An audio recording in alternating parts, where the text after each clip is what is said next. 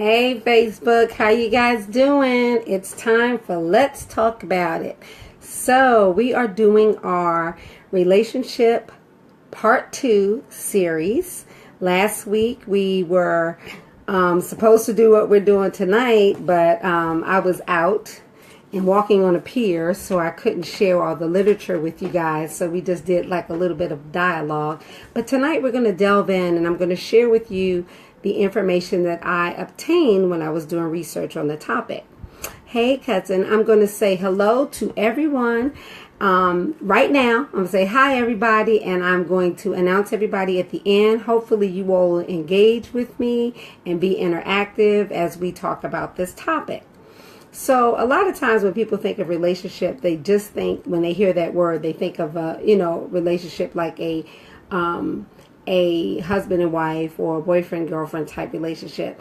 Now, definitely this information is applicable to that type of relationship, but this information is applicable to any type of relationship. So your sister friend relationships, your work relationships, buddy relationships, all of those types of relationships, this information is applicable to. So the first article I'm going to share with you was why a failed relationship does not make you a failure. I really like the title of that article. And this is by a Dr. Nikki Martinez. Okay, so Dr. Martinez was sharing that she's a doctor who deals with patients, and she's a psychologist, and she says the patients often speak to her about the fact that they feel like a failure when a relationship that they were in failed. They take the fact that the relationship or even a series of relationships not working out as a direct indication that there is something deeply wrong with them. They feel flawed, unlovable, and that there is no hope for future success for them in the relationship.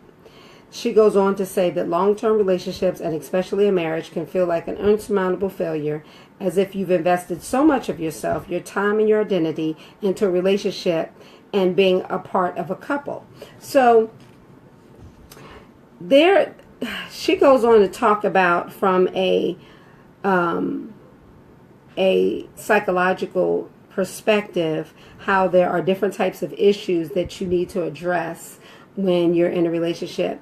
And I spoke last week, I was talking about how one thing that's really, really important when we look at relationships that were not successful, it's really important to take time after that particular situation to figure out which part of that was yours, which part you contributed, how you contributed to the failure of that relationship, because we all have a part. There's two people in a relationship, so two people are equally responsible for the success or the failure of the relationship. There are some parts of it that belong to you, and it's very, very important to be honest and take a introspective look at what you contributed or how you could have done something differently. And this is for you. This is for you, so that you will not go into that next relationship with baggage, so that you will not go into that next relationship with poor habits, so that you will not go into that next relationship with a negative mindset or with an expectation of failure. So it's very, very important to look at your part, because you do have a part. We all have a part. Okay, so then this is a really, really good article, and as always, I'll share the articles and the authors at the end, but I'm just going to pick out pieces from the literature that I looked up. So next, Dr. Martinez said, while the relationship may not work, how you choose to navigate going forward can be your success, good or bad. There are lessons to be learned from each relationship we have, and the lesson is not that you are a failure. The lessons revolve around identifying many things more clearly, which will allow you to be more successful in your future relationships. The relationship not working out allows us the opportunity to reevaluate what we do and do not want in a relationship, how we have grown and changed, and therefore so have other needs. So as we grow, you think about the person that you were. Okay, I'm 53. I was not this person at 43. I was not that person at 33, and I was not that person at 23. So as we grow and mature, our needs, wants, and desires change. And we therefore have to adjust and balance that out. So something that might have been very, very important to us when we were 23, thinking about our relationship, is very, very different than when we're 53. So you have to reevaluate, reassess, and figure out what exactly it is that you want. Okay. And then she says, often, and especially after a long relationship, we will discover that what we thought we once wanted has changed a great deal over the years. To find more of an ideal match and to have greater success, we need to adjust what we're looking for, and our knowledge of what we have learned is most important. And also what I want to add to that is you also have to look at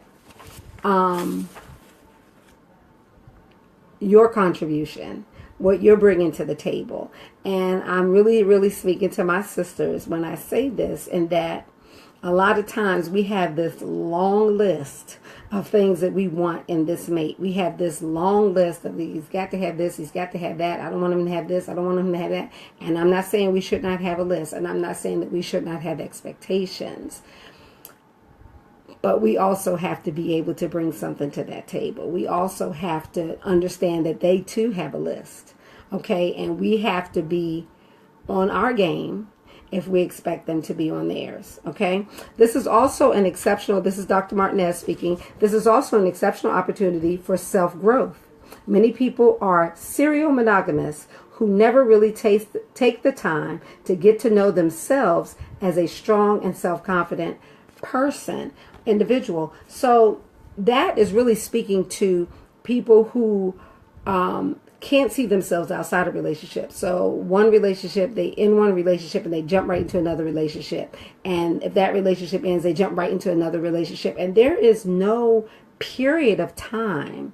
There is no self-reflection time. There is no time when they take a step back and get to know them all over again and really try to identify what their wants, desires, and needs are. They're constantly jumping, and there's no time to work on self. There's no time to do that reflection. There's no time to do that growth and those adjustments. And that's really important too. Because just as you know, when you're looking for that mate, you want that person to have all of the qualities and things that you desire. So therefore, that person would have had to take some time to work on some things. You don't want someone who just jumped out of something and now is with you and hasn't spent any time on themselves. So Dr. Martinez goes on to say that none of us are perfect, and this is an ideal time to take some stock in your half of the relationship and what you need to work on and in order to be a more ideal partner. She says, when we have a more secure and more confident sense of who we are, we attract more quality partners. And I talked about that in one of the morning positive quote mornings that I talked about. We attract that which we are. So if you're working on yourself and you're becoming a stronger and better person, you're going to attract that like energy. But if you're a hot mess, you're going to attract a hot mess. Okay? So we don't want to be a hot mess because we don't want to attract that. People truly pick up on how we feel about ourselves, whether it be from a place of strength or whether it be from a place of weakness. Coming from a place of strength sets us off on strong footing from the start. When we feel good about ourselves, we are more willing to speak our mind, ask for what we want, as well as have a healthy and open communication with our new partner. Breakups hurt, and they are often painful. But if we view them for the learning and the growth opportunity, they can be the growth opportunity that they can be, we can become better individuals and a better partner because of it. So I thought that was a great article. And again, that was what's her name? Dr. Nikki Martinez, Why a Relationship Does Not Make You a Failure. So I will put that article in the comments at the end. Okay, so the next one that I looked up. It was on a website called helpguide.org. And that's a really, really nice website because it has a lot of different topics. So I encourage you to go there to just look at some of the different topics that they have out there. But this particular topic I selected from the website was conflict resolution skills. Because conflict, and this article, it's not authored. So I'm crediting this to the helpguide.org. So in this article, they talk about conflict being a normal part of any healthy relationship. Two people can't be expected to agree on everything all of the time. The key is not to avoid conflict, but to learn how to resolve it in a healthy way. So when conflict is mismanaged, it can cause a great deal of harm to the relationship. But when it is handled in a respectful, positive way, conflict provides an opportunity to strengthen the bond between two people.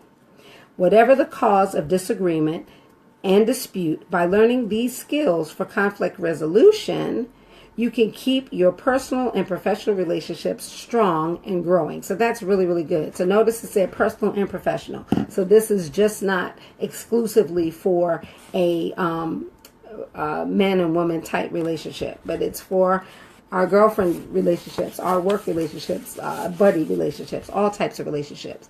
So what causes conflict? Conflict arises from differences, both large and small. It occurs when people disagree over their values, their motivations, their perceptions, their ideas, or their desires. Sometimes these differences appear trivial, but when a conflict triggers strong feelings, a deep personal need is often at the core of the problem. These needs can be a need to feel safe and secure, a need to feel respected and valued, or a need for greater closeness and intimacy.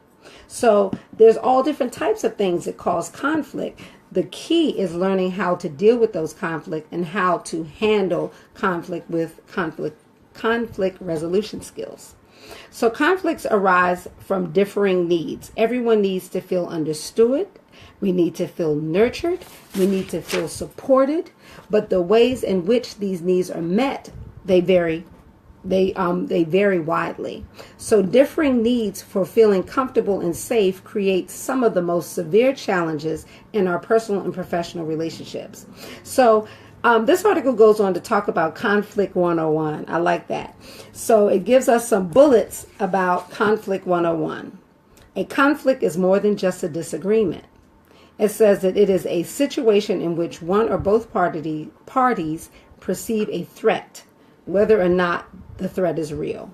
Conflicts continue to fester when ignored. So it's really important. It's not going to go away. You have to address it. You have to deal with it head on.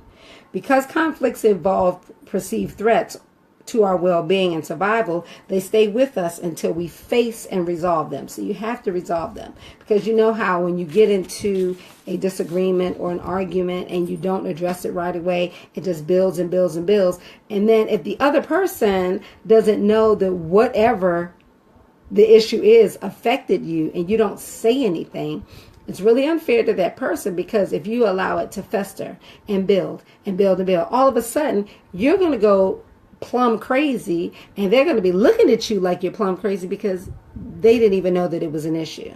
Okay, so it's very, very important to communicate and talk about differing opinions and differing situations that cause some sort of discomfort or disagreement.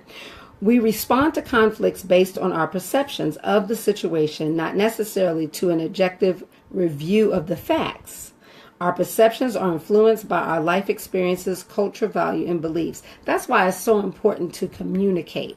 It's so important to learn listening skills and to really don't just when you're in a conversation or having a disagreement, don't just hear what the person is saying. Actually listen to what the person is saying so that you can understand their point of view, where they're coming from, because what they're receiving might not be what you intended to deliver, but you still have to respect the fact that that's what they're receiving.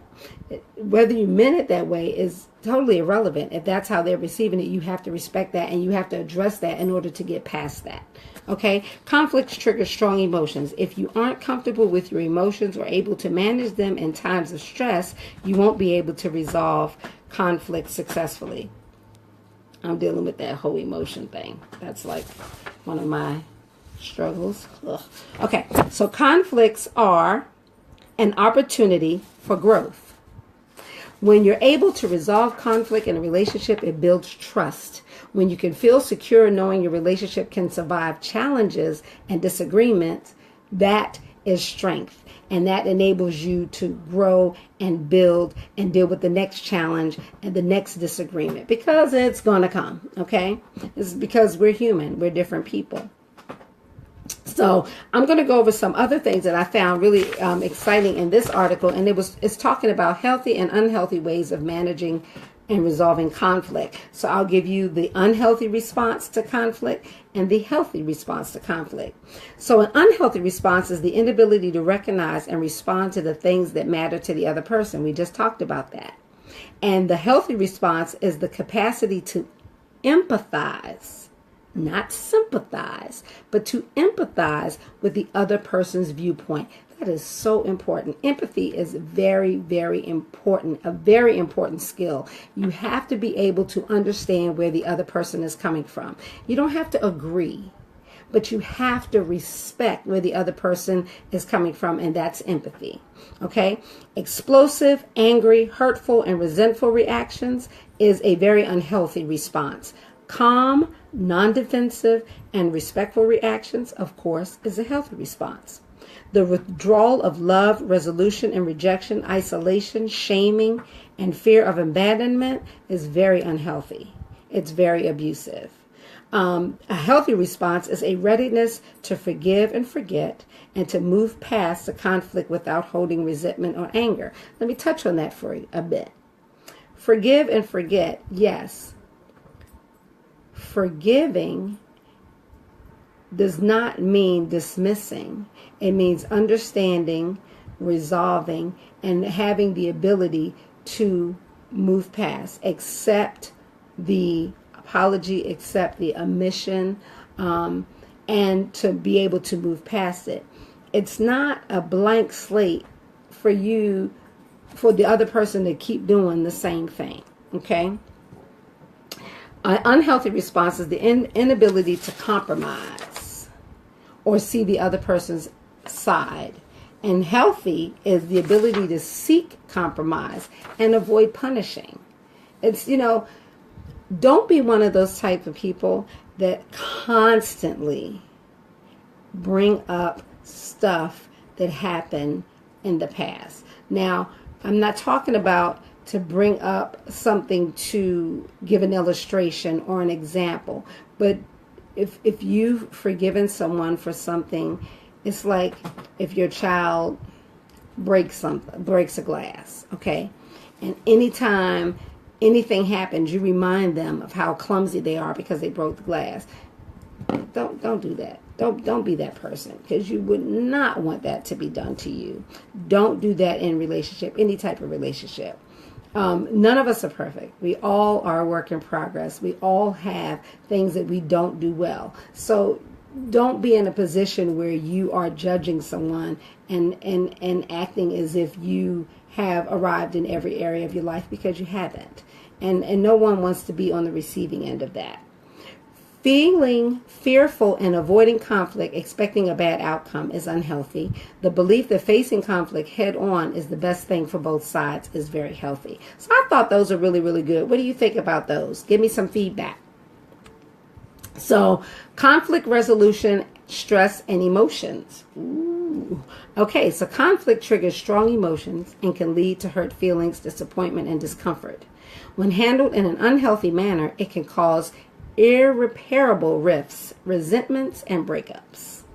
But when conflict is resolved in a healthy way, it increases your understanding of the other person as well as your understanding of yourself, I would like to add. It builds trust and it strengthens your relationship. Okay? So I thought this one has a lot more really, really good information. But I'll share the article with you. One last thing I'll share from this article is quick stress relief. It says being able to manage and relieve stress in the moment is the key to staying balanced, focused, and in control, no matter what the challenge is that you're facing. If you don't know how to stay centered and in control of yourself, you will become overwhelmed in conflict situations and unable to respond in healthy ways. And we kind of talked about that in some of our morning sessions, and even in some of the prior Let's Talk About the sessions, when we talk about being grounded and being centered and being at peace and being okay with you, and learning those, how to deal with those stress triggers, and understanding how to manage stress in our lives so that we're better able to deal with situations as they arise, because situations are going to arise. And if we don't know how to manage stress, if we don't know how to stay balanced, then we will have a hard time in any type of relationship, in any type of situation. So, tips for managing and resolving conflict. Listen for what is felt as well as what is said. That's big. That's really big. Listen for what is felt. That's that empathy, as well as what is being said. When you really listen, you connect more deeply to your own needs and emotions and those of the other people. Listening also strengthens, informs, and makes it easier for others to hear when it's your turn to speak. I'm going to read that again. That is good. Listening also strengthens, informs, and it makes it easier for others to hear when it's your turn to speak. So that's really, really important. Listen for what is felt as well as what is said. Make conflict resolution the priority rather than winning or being right. Maintaining and strengthening the relationship rather than winning the argument should always be your first priority. Be respectful of the other person and their viewpoint. That's huge. That's really, really big. Focus on the present. If you're holding on to grudges based on past conflicts, your ability to see the reality of the current situation will be impaired. Rather than looking to the past and assigning blame, focus on what you could do in the here and now to solve the problem. Pick your battles. Conflict, what's that book? Don't Sweat the Small Stuff. Pick your battles. Conflicts can be draining, so it's important to consider whether the issue is really worthy of your time and energy. Maybe you don't want to surrender a parking space if you've been circling for 15 minutes. But if there are dozens of empty spots, arguing over a single space is not worth it. Okay? That road rage, it's not worth it. You're going to get there, even if you're 5 minutes late. Get there alive. So some things are just not worth fighting over. Just pick your battles. Be willing to forgive. Resolving conflict is impossible if you're unwilling or unable to forgive others. Resolution lies in releasing the urge to punish, which can serve only to deplete and drain your life. Okay, that's big. The last one is know when to let something go. Hello. Know when to let something go. If you can't come to an agreement, agree to disagree. There's not always going to be an agreement. There's not always going to be a coming to the same solution or resolution to a problem. It's okay to agree to disagree. It takes two people to keep an argument going. You can't argue by yourself. If a conflict is going nowhere, you can choose to disengage and move on. It's not worth it. It's not worth it. Remember, we talked about, life is not promised to us. We don't know if we're going to wake up tomorrow. Please don't go to bed angry over something stupid. Don't go to bed holding on to something that really, really, if that other person does not wake up, are you going to be okay with whatever that trivial, stupid little thing that you were mad about? It's not worth it. Pick your battles. Know when to let go. Know when to just say, you know what? We're not coming together on this one, but it's all right. We're just going to respect each other's perspectives and move on. Don't hold on to stuff. Okay, so this is really good. Where am I? I'm at 7:24. Okay, so I want to talk about real quickly, and I talked about this a little bit last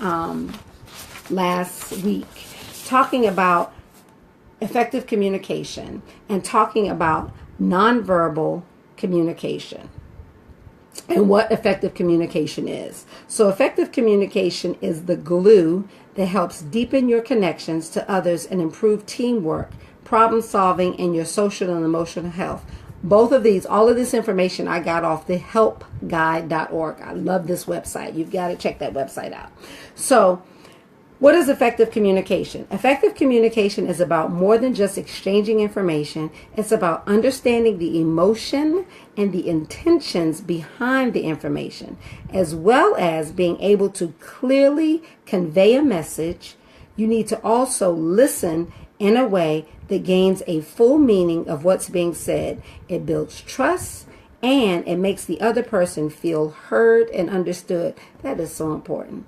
I know you guys know how good it feels to be heard and understood, and how freaking frustrating it is when you feel like you're not being heard and understood.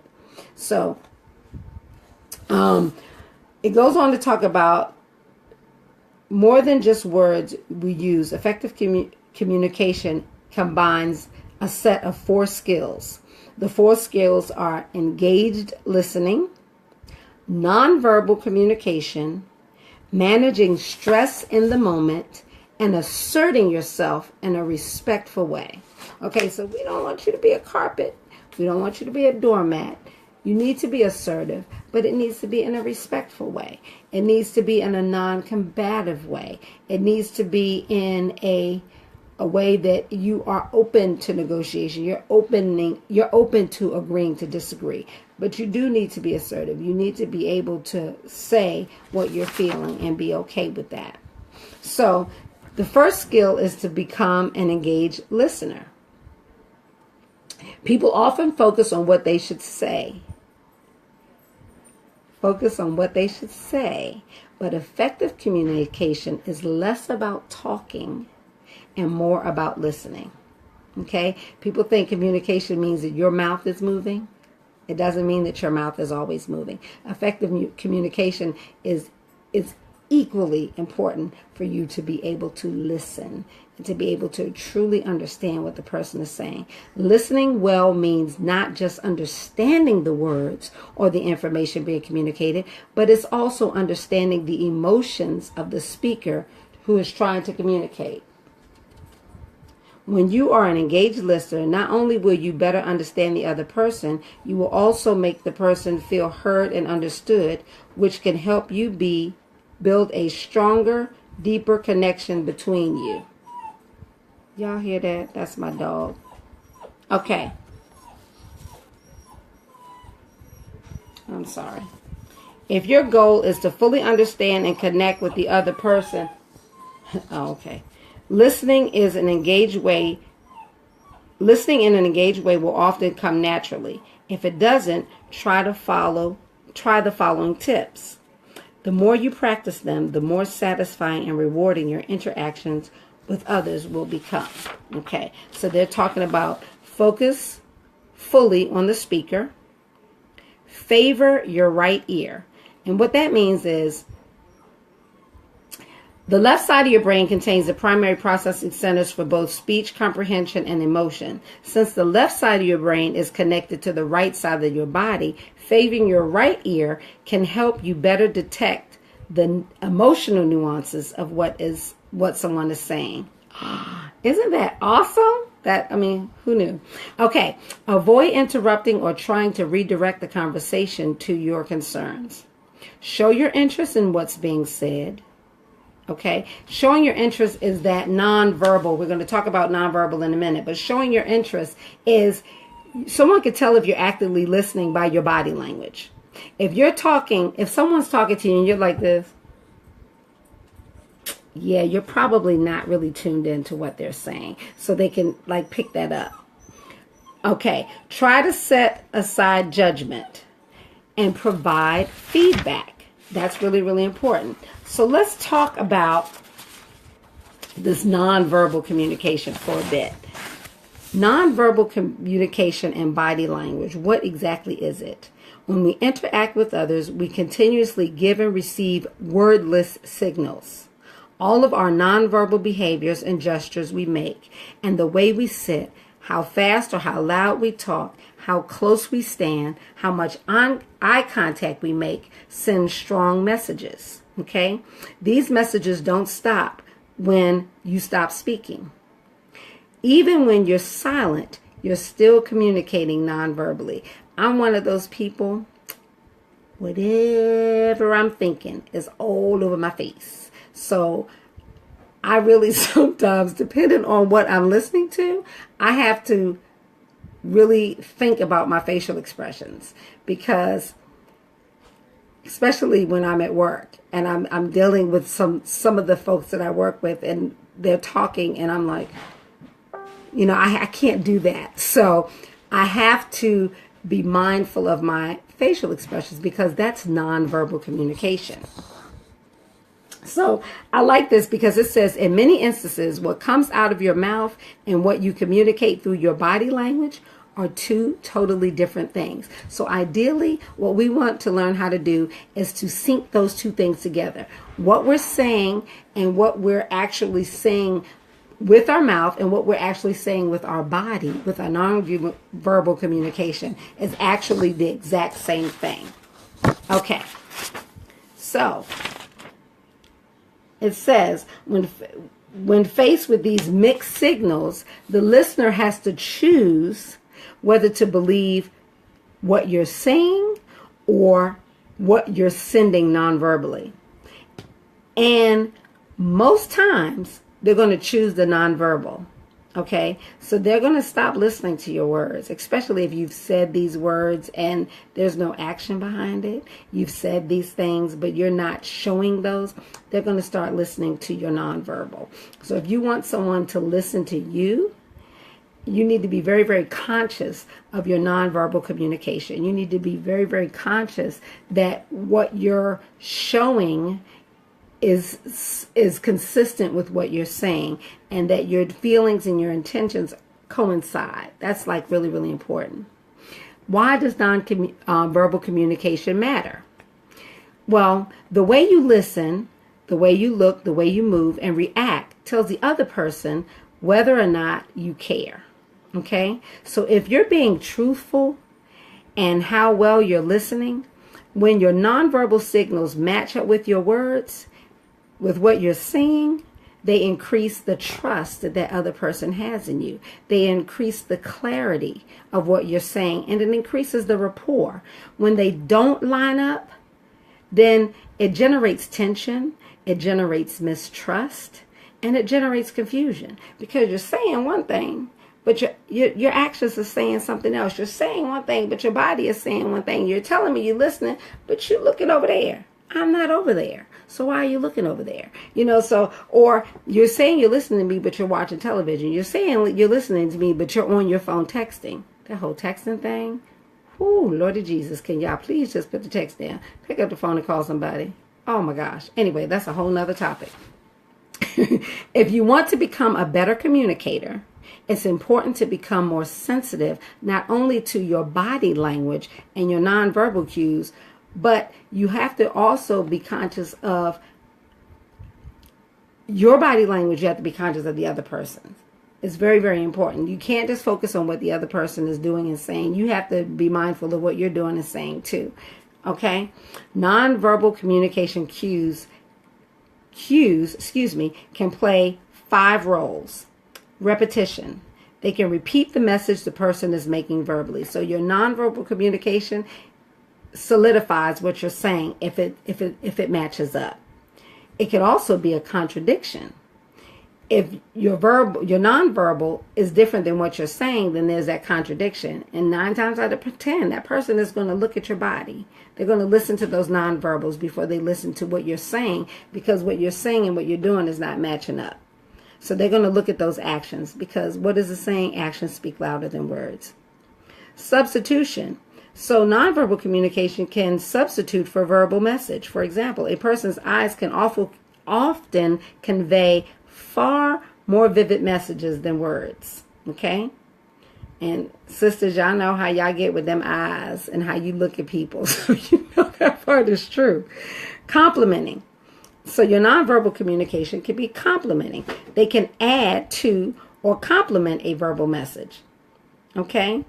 So that's like some person when they do gestures, and that could kind of work differently. Some people aren't touchy-feely. Some people, when you're talking and you're touching, that's great if that person is okay with being touched. So you have to monitor that.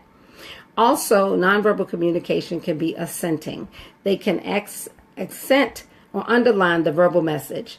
Pounding the table, for example, can underline a message. It just depends on if that's the message that you're trying to send. Okay? So I thought that those were really, really, really good. It also talks about some types of nonverbal communication, which are facial expressions, body movements and posture, gestures, eye contact, touch. Again, we have to be careful with that touch. Space. Oh my gosh, space. You know, some folks like to get really, really in your box. I'm not an in your box type of person. I'm going to need you to step back just a little bit. So you really have to be mindful. And like when you're talking to someone, you have to look at their body language and see how they're receiving. If you're too close to them, that's going to like totally block. They're not going to be able to hear you because all they're thinking about is the fact that you're in their box. So you really have to be mindful of the body language that other person, because they're sending you clues and messages too. Okay, and then your voice, the inflection in your voice, the sound of your voice. You know, some people get excited, they get loud, and that doesn't work for everyone. So you really have to be mindful. If you really want your message to be received, then you really have to be mindful that how it's being delivered can be received well by that other person. Okay, don't take the position that's just how I am. That's like the worst response that I have ever heard in my life. That's just how you are. That doesn't mean that it's a good thing. It doesn't mean that how you are is a great way to be. Sometimes we need to grow and understand where growth and development is needed in us. Okay, so it's 7:37. If you all indulge me to 7:45, I'll just wrap this up really, really quickly. So it talks about the third skill is keeping stress in check. Stress is really, really important. Stress management was the very, very first talk about a session that we did. If you missed it, please scroll down and look at that. That was a really, really good session. I did a PowerPoint and I'm just talking, and I ended with an exercise, a really, really good exercise where you could actually just let yourself go and really allow yourself to relax. And it's excellent. And it's something that you could do on your own moving forward. So I encourage you to check that out if you haven't already. So keeping stress in check. To communicate effectively, you need to be aware of and in control of your emotions. Okay, sisters? Okay. And that means learning how to manage stress. And let me explain to you why I said okay, sisters, because we're emotional beings, okay? And we have to learn how to harness that emotion and how to allow that emotion to effectively work for us. We can't be emotional. It's okay to have emotions, but you cannot allow them to overtake and overthrow your life, okay? So, and remember, my disclaimer, all of this, when I'm sharing with you, I'm sharing with me too. Okay. And that means that learning how to manage stress is very, very important. When you're stressed or emotionally overwhelmed, you're more likely to misread other people. Okay. Send confusing or off-putting nonverbal signals and lapse into unhealthy knee-jerk patterns of behavior. So stress causes us to not be in a good space. Stress causes us to react to things differently. So we really have to be mindful of that balance so that we aren't sending out the wrong message. So get that in check. If you know that you're going through something, or you know that you're not in a good space to have a conversation, or you know that you're not in a good space to really, really deal with the situation, let the person know, I'm really not in a good space to deal with this right now. Let's revisit this at another time. Because if it's something that needs to be addressed, you don't want to try to address it when you're not in a good space. And don't just use that as an excuse to not have the conversation. Please use that when it is really applicable. If you're not in a good space and you know that there's not going to be any kind of coming to any kind of agreement or understanding, don't have the conversation at that time. Deal with that stress that you're under. Get that under control before you go back and have that conversation. So, tips for staying calm under pressure. Use stalling tactics. And what that means is give yourself time to think. Not stalling tactics to get out of the conversation or get out of dealing with the problem. But give yourself time to take a step back and get yourself grounded and get yourself together so that you can be effective. You can be an effective communicator and you can receive what the other person is saying as well. Pause to collect your thoughts. Make one point. And to delve into that one a little bit, make one point and provide an example or supporting piece of information. If your response is too long or you waffle about on a number of points, what you're trying to say is going to get lost. Okay? My husband always says, just be short and quick. Get to the point. Sometimes you have to get to the point. I'm a colorful speaker. I tend to be very, very expressive. And my daughter says I tell the longest story, but you absolutely know exactly what happened because I give you every single detail. Well, that's not always good. So you have to balance that. Deliver your words clearly, okay? And wrap up with a summary. Summarize what you said. Make sure that the other person received the message that you were sending. You always have to check. You have to do checks. My husband always asks me, does that make sense? He always says that when we're talking because he wants to make sure that the other person is understanding and getting what he's saying. So that's very, very important when you're communicating. You want to make sure that the person is receiving the message that you're giving. Don't just talk and don't make sure that they understand what you're saying and then expect them to have received the message. So that's all I'm going to share with you guys. I have some more stuff. I'm going to put the other articles on there, but a lot of the information I got from helpguide.org.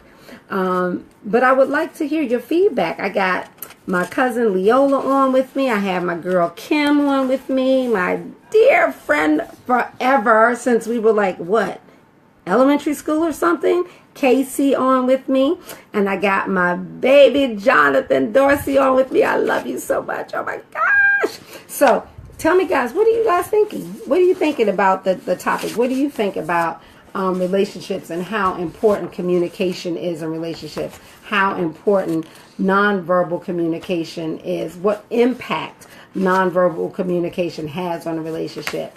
What do you think are some effective communication skills? What can you share with us, with everyone, about relationships and how the different things that we talked about can impact relationship? So, anybody gonna share? You all not typing? I don't see any typing anywhere at all. I don't see any typing. Come on now. You all have got to be interactive with me. It's very, very important. It's important to me. So that is the end of our relationship series. So if you want to get the whole series, last week I was with my dear friend Daphne, and we were both live, both doing our live sessions as we walked on the pier at Solomon's Island. It was absolutely fabulous. People looking at us like we're absolutely crazy as we're walking and talking to our phones. It was hilarious. But that was part 1. Today was part 2. I shared all my articles with you. And I am going to put that information in the comments so that you can look up the articles and look at all the information, because I just picked through and shared snippets of articles, but there's so much more information in there that is so helpful. So I hope that you guys got something from this information. I hope that it was beneficial to you, even though you didn't share with me to tell me, but it's okay. It's all right. It's all right. I got it. I'm good. So, but do share. Do put your comments. You can put your comments after the live session is ended. But I do want some feedback. I already have my topic for next Sunday. I'm going to share that with you guys after the session. And always I ask that you provide me with topics of interest that you would like to talk about. One of them that my husband and I were talking about this morning as a good topic is habits.